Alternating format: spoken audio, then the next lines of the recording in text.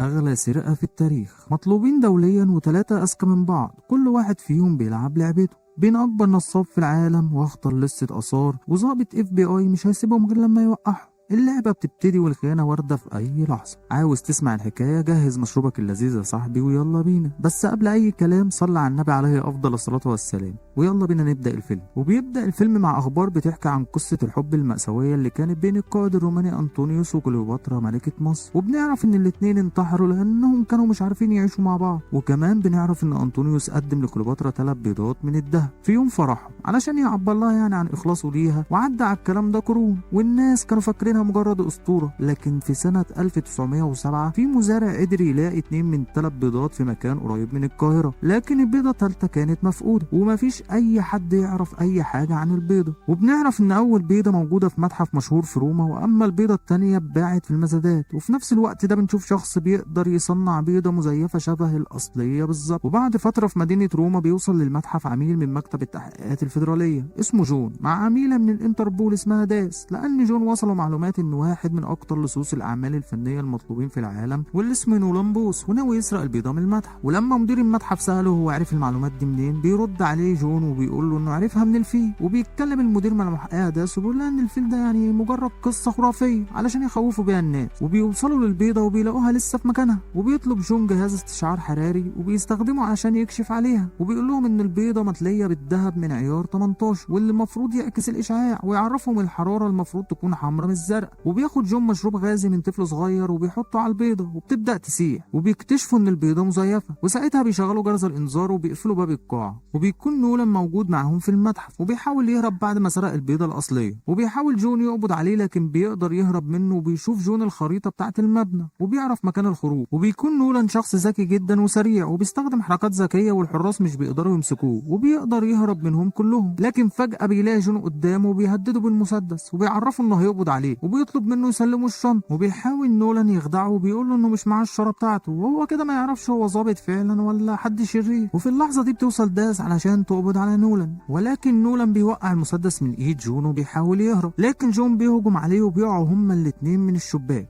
وبيمسكوا في الحيطة. وبعدها بيقع نولان في صندوق الزبالة وبيحاول يهرب، لكن جون بيستخدم سلم متحرك وبيقف قدامه وبينط نولان للأرض وبيروح جون وراه. وبيسرق نولان الموتوسيكل من واحد ماشي في الشارع، وجون بياخد العربية وبيجري وراه يطارده، لكن بيخبط في عربية تانية وبينجح نولان انه يهرب منهم. وبعد 56 ساعة بيسافر نولان لجزيرة بالي، ولما بيدخل بيته بيطلع البيضة اللي سرقها من الشنطة وبيتفاجئ بجون قدامه. وكمان بيلاقي المحققة داس ورجالة الشرطة وبتقول له انه مطلوب القبض عليه في 18 دولة، وبتقول له كمان انها عارفة انه قدر يهرب من كل السجون اللي دخلها. وبيتكلم جون معاه وبيقول له انه قدر يحلل شخصيته لانه محلل شخصيات متخصص في جرائم الاعمال الفنية، وبيعرفوا ان هم بيتابعوه من ساعة ما سرق لوحة سيدة بقبعة حمراء من متحف سنة 2014. وبيرد عليه نولان وبيقول له ان هو ما يقدرش يثبت ان هو اللي سرقها، لكن بيبصوا على الحيطة وبيلاقوا اللوحة متعلقة. وبيكمل جون كلامه معاه وبيقول له انه ابن وحيد وابوه كان شرطي وامه بروفيسيرة، وبيقول له انه بدأ يسرق لما كان طفل صغير واكتشف ان عنده موهبة السرقة. وبيعرفه كمان انه بيحب يشتغل لوحده وبيعمل كده علشان الشهرة والمتعة مش عشان الفلوس، وانه بيخاطر يعني في العمليات اللي بينفذها وكأنه عايز يتقبض عليه علشان يهرب ويثبت قدراته وانه افضل من كل اللصوص التانية، وعلشان يثبت لنفسه انه يستحق حب ابوه. ولما بيسأله هو ازاي قدر يوصل له بيقول له انه عرف مكانه من الفيل. وبعدها بيقبضوا عليه وبيركبوه عربية الشرطة، وبيحط جون البيضة في عربية تانية وبيروح علشان يركب العربية، والسواق بيقول له ان باب العربية مفتوح. وبتظهر عميلة من الشرطة وبتبدل البيضة الأصلية بواحدة تانية مزيفة. ولما جون بيرجع لورا عشان يشوف باب العربيات بيلاقيه مقفول والبيضة في مكانها. ولما العربية بتمشي بنشوف ان البت اللي كانت مستخبية تحتها، وبنعرف انها الفيل واللي تعتبر اكتر سرقة اعمال فنية مطلوب القبض عليها. وبعدها بيقعد جون في حانة وبتيجي داس تتكلم معاه وبتعرفه انه بيستعد علشان يسافر من مدينة روما، وبتمسك داس البيضة وبترميها على الارض وبتتكسر. وبيقول لها جون ان نولان اداهم بيضة مزيفة، لكن داس بتعرفه انها شكت فيه لانها اتصلت بمكتب التحقيقات الفيدرالي واكدوا ان مفيش حد عندهم بالاسم ده. وكمان عرفت ان الحساب بتاعه اتحول عليه 8 مليون دولار يوم سرقة البيضة. وبيحاول جون يقنعها ان مش هو اللي عمل كده،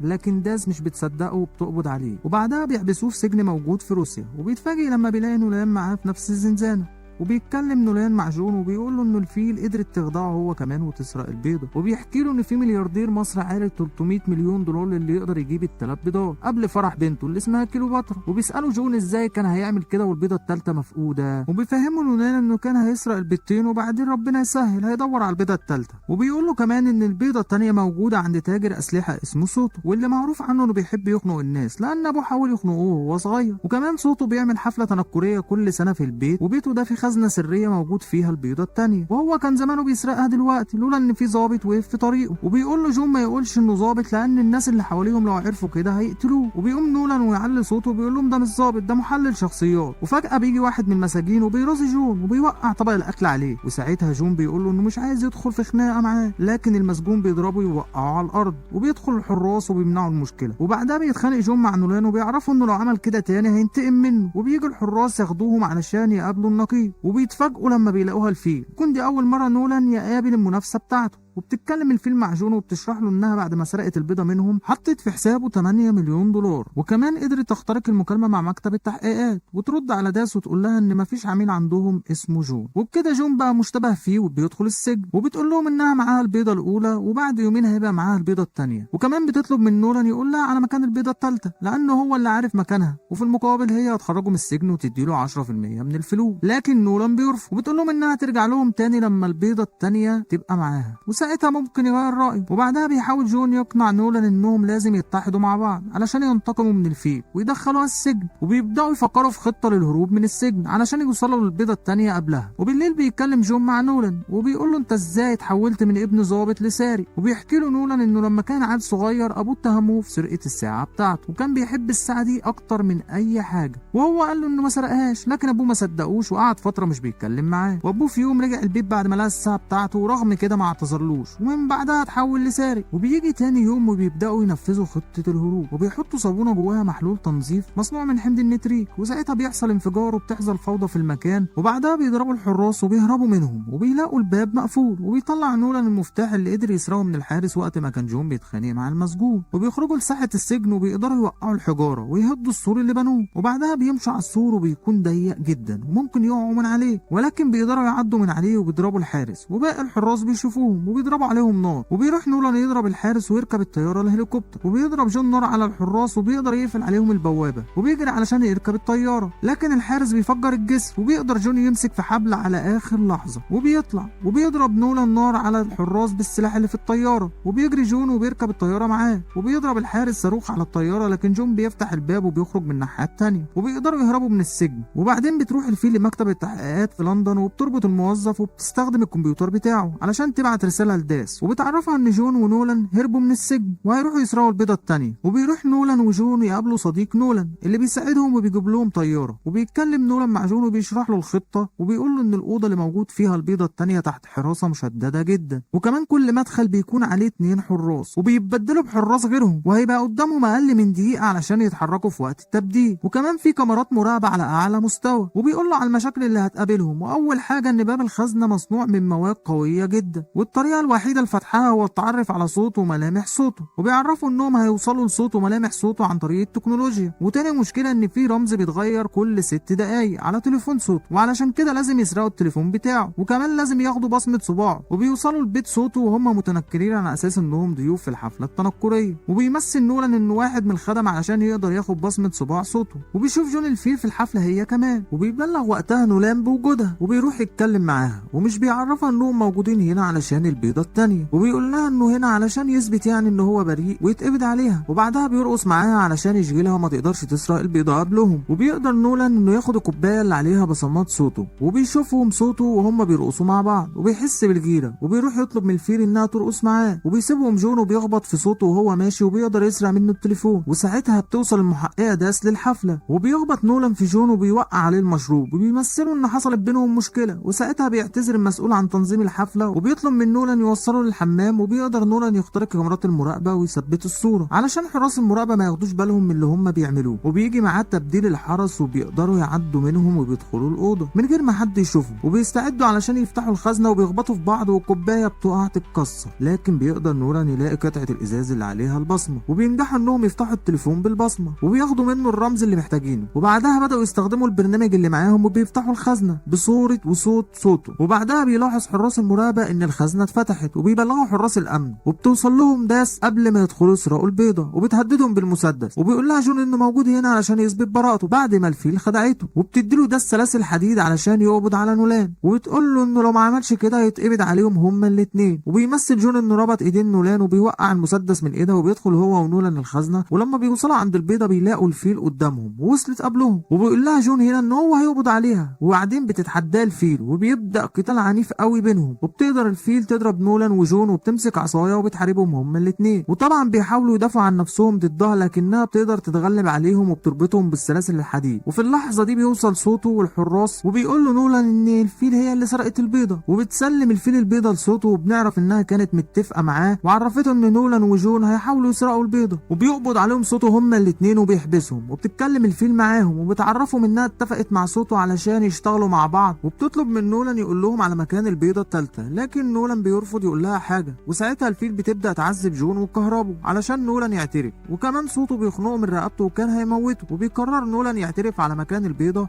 علشان ينقذه، وبيقول لهم ان البيضه موجوده في الغرفه السريه جوه الهرم الاكبر في مصر. وبتحتفل الفيل مع صوته بعد ما عرفوا المعلومات، وبتحط له مخدر في المشروب، وبعدين هو بيفقد الوعي. وبتسرق البيضه الثانيه وبتودع جون ونولان علشان تروح تاخد البيضه الثالثه، وبتسيبهم وبتمشي. وبعدها بقى بيفوق صوته وبيكون متعصب جدا وبيضرب عليهم نار بشكل عشوائي، وبتيجي رصاصه في السلاسل اللي رابطه جون، فبيفك جون نفسه وبيضربه. وبيقرر يسيب نولان مربوط ويمشي لانه ساب الفيل تعذبه. وساعتها نولان بيعرفه انه كذب عليهم وان البيضه الثالثه مش في مصر، وبيقول له انه لسه محتاجه علشان يوصل لمكان البيضه الثالثه، وساعتها هيلاقي الفيل ويقبض عليها. وبيحاولوا يهربوا من المكان اللي هم فيه، لكن بيلاقي نفسهم وسط حلبة مصارعه. وبيحاولوا يرجعوا تاني، لكن صوته بيضرب عليهم نار، وبيهجم واحد زي الطور على جون وبيوقعوا على الارض. وبيجروا هما الاثنين وبيهربوا وبينطوا من على السور، وبعدها بيركبوا القطر وبيتحركوا في طريقهم لمكان البيضه الثالثه. وبيتكلم جون مع نولان وبيساله عن مكان البيضه، لكن نولان بيرفض يقوله. وساعتها جون بيضربه وبيطلعه بره القطر وبيكون هيقتله، لكن مش بيقدر يعمل كده. وبيحكي له ان ابوه كان محتال ونصاب، وبيطلب منه يساعده علشان يقبض على الفيل ويثبت براءته، وهو هيساعده يستعيد لقبه كافضل لسه اعمال فنيه في العالم. وبيوافق نولان وبيحكي له انه كان في شخص اسمه رودولف اللي كان شغال تاجر القطع الاثريه الخاص بهتلر، وفي اشاعه بتقول انه كان معاه البيضه الثالثه. وفي يوم هرب من المانيا للارجنتين، وبيقول له ان ابوه اشترى الساعه بتاعت رودولف في مزاد، وكانت شيء مهم جدا بالنسبه له. وبعد موت ابوه اكتشف ان الساعه دي فيها احداثيات المكان اللي موجود فيه البيضه الثالثه. وبيبداوا يسافروا للارجنتين وبيدوروا على مكان البيضه الثالثه، وبيكونوا بيدوروا على ملجأ سري موجود فيه كنز مسروق. وبيتعصب جون لانهم مش لاقيين الملجأ، ولما بيرمي البوصله على الارض بتخبط في حاجه وبتعمل صوت. وبيكتشفوا ان الملجأ السري موجود تحت الارض، وبيدخلوا فيه وبيلاقوا باب مقفول، وبيستخدم الساعه بتاعه ابوه بيقدر يفتح بيها الباب. ولما بيدخلوا من الباب بيلاقي تحف واثار كتير جدا، وبيدوروا على البيضه الثالثه، وبيلاقوا عربيه قديمه ونادره ومميزه جدا. وفي اللحظه دي بتدخل الفيل وبتهددهم بالمسدس، وبتعرفهم انها ما راحتش لمصر وفضلت تراقبهم علشان يوصلوها لمكان البيضه الثالثه. وقبل ما تاخد منهم البيضه بتوصل المحققه داس والشرطه وبيضربوا عليهم نار، وهم كمان بيردوا عليهم. وبعدها بيركبوا العربيه وبيحاولوا يهربوا من المكان، وبتروح الشرطه وراهم وبتطاردهم، وبيضرب جون عليهم نار، وبيحاولوا يقبضوا عليهم، وبتبدا حرب شرسه جدا بينهم، وبيحاولوا يخلصوا على بعض. والشرطه بتحاول تاخد منهم البيضه، لكن بيقدروا يحافظوا عليها، وبيقدروا يخرجوا من المكان وبيوصلوا لنهايه الطريق، ومش بيلاقوا اي طريقه تانية يهربوا بيها من الشرطه غير انهم ينطوا في النهر. وبعدها بينطوا في النهر وبيطلع نولان من الميه ومعاه البيضه، لكنه مش بيلاقي جون، وبيكون متردد انه يساعده ولا يمشي ويسيبه. وبيقرر انه يساعده وبيسيب البيضه على الشط، وبينزل الميه يدور عليه. وبيظهر جون على الشط وبيتفاجئ ان نولان فضله عن البيضه وكان بيحاول ينقذه. وبتطلع الفيل من الميه، وبيروح نولان يتكلم معاها وبيقول لها انها خسرت وهو وجون اللي كسبوا. وبتساله هو ازاي كسب وهي معاها بيضتين، لكن هو معاه بيضه واحده. وبيرد نولان عليها وبيعرفه طالما معاه البيضه الثالثه هي مش هتقدر تفوز. وبيعرفها برضه ان هو مش مهتم بالفلوس، المهم ان هو يتغلب عليها. وكمان بيعرفها ان جون هيسجنها. وبيتصدم نولان لما بيعرف ان الفيل وجون شركاء مع بعض، وانهم من البدايه كانوا بيخططوا وبيساعدوا بعض في كل حاجه، وكانوا محتاجين بس يعرفوا مكان البيضه الثالثه علشان يسرقوها. وبيهددوه بالمسدس وبياخدوا منه البيضه، وبعدها بيربطوه في شجره. وبيسال نولان جون لو كانت قصه ابوه كمان كذب، لكن جون بيعرفوا ان ابوه فعلا كان نصاب، وهو قرر من هنا بقى يبقى اشطر منه ويتفوق عليه. وبيقول له ما يتضايقش منه منه لان دي طبيعه شغلهم، وبيودعوه علشان يمشوا يسافروا القاهره علشان يسلموا ال3 بيضات للملياردير وياخدوا الفلوس ويقدمها لبنته كهديه في فرح. وكمان بيجيب مغني مشهور وبيعمل مفاجاه لبنته، لكن الشرطه بتقتحم المكان وبتقبض داس على الملياردير بتهمه حيازه اثار مسروقه. وبعد 6 شهور بنشوف جون والفيل على يخت، وبيلاقوا نولان قدامهم وبيعرفوا انهم بعد ما مشوا وسابوه داس قبضت عليه لكنه قدر يهرب منها، ويقول لهم ان الفلوس اللي خدوها من الملياردير قبل ما يخونوه يبلغوا عنه اللي داس عليها وحسابهم اتجمد. وبيرد عليهم يشتركوا مع بعض في عمليه جديده، وبيعرفهم ان داس في طريقها ليهم عشان تقبض عليهم، فساعتها بيوافقوا. وبنلاقي ان داس رايحه لليخت، وبعد ما بتروح ما بتلاقيش حد عليه، فبتحطهم في قائمه من ضمن اخطر المجرمين في العالم، وبينتهي فيلمنا على كده. فلو وصلت معانا لحد النهايه يا صديقي وما اشتركتش معانا في القناه فخش اعمل اشتراك، واللي مشترك معانا طبعا يسيب لنا اللايك والكومنت، وانتظروا كتير حكاوي مع شرقاوي عامل بلاوي.